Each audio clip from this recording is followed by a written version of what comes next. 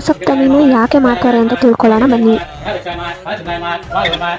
ರಥಸಪ್ತಮಿನ ಯಾಕೆ ಮಾಡಬೇಕು, ರಂಗೋಲಿಯನ್ನು ಯಾಕೆ ಬಿಡಿಸ್ಬೇಕು, ಇದೆಲ್ಲ ಹಿರಿಯರು ಮಾಡ್ಕೊಂಡ್ ಬಂದಿದ್ದು. ಜೊತೆಗೆ ಅದ್ರ ವಿಶೇಷ ಏನು ಅಂತ ನಾನು ಸ್ವಲ್ಪ ತಿಳ್ಕೊಂಡಿದ್ದೀನಿ, ಅದನ್ನ ನಾನು ನಿಮ್ಗೆ ಹೇಳ್ತೀನಿ. ಮೊದಲಿಗೆ ಸೂರ್ಯ ಹುಟ್ಟಕ್ಕಿಂತ ಮುಂಚೆ ನಾವು ಸ್ನಾನ ಮಾಡಿರ್ಬೇಕು. ಬರೀ ಸ್ನಾನ ಅಲ್ಲ, ಎಕ್ಕದ ಎಲೆಯಲ್ಲಿ 7 ಎಲೆಗಳನ್ನ ಒಬ್ಬ ಮನುಷ್ಯನಿಗೆ 7 ಎಲೆಗಳನ್ನ ಹಾಕೊಂಡು ಸ್ನಾನ ಮಾಡಬೇಕು. 7 ಯಾಕೆ ಹಾಕೊಂಡು ಸ್ನಾನ ಮಾಡಬೇಕು ಅಂದ್ರೆ 7 ಜನ್ಮದ ಕರ್ಮವನ್ನು ಕಳೆಯಲಿಕ್ಕೋಸ್ಕರ ನಾವು 7 ಎಲೆಗಳನ್ನ ಹಾಕೊಂಡು ಸ್ನಾನ ಮಾಡಬೇಕು. ಅದಾದ್ಮೇಲೆ ಸೂರ್ಯನ ರಥವನ್ನ ಬಿಡಿಸ್ಬೇಕು. ರಂಗೋಲಿಯಲ್ಲೇ ಬಿಡಿಸ್ಬೇಕು, ಯಾವುದೇ ಚಾಕ್ ಪೀಸಿಂದ ಆಗಲಿ ಬೇರೆ ಯಾವ್ದ್ರಿಂದನೂ ಬಿಡಿಸ್ಬಾರ್ದು. ರಂಗೋಲಿನೇ ಶ್ರೇಷ್ಠ, ಅದರಲ್ಲೇ ಬಿಡಿಸ್ಬೇಕು. ಜೊತೆಗೆ ಈ ರಥವನ್ನ ಯಾಕೆ ಬಿಡಿಸ್ತೀವಿ ಅಂದ್ರೆ, ಈ ದೇವಶಿಲ್ಪಿ ವಿಶ್ವಕರ್ಮರು ಸೂರ್ಯನಿಗೆ ರಥ ಮಾಡಿ ಕೊಟ್ಟಿದ್ದ ದಿನವಂತೆ. ಅಂದ್ರೆ ಸೂರ್ಯ ದೇವನಿಗೆ ರಥವನ್ನ ಮಾಡಿಕೊಟ್ಟ ದಿನವಂತೆ. ಯಾರು?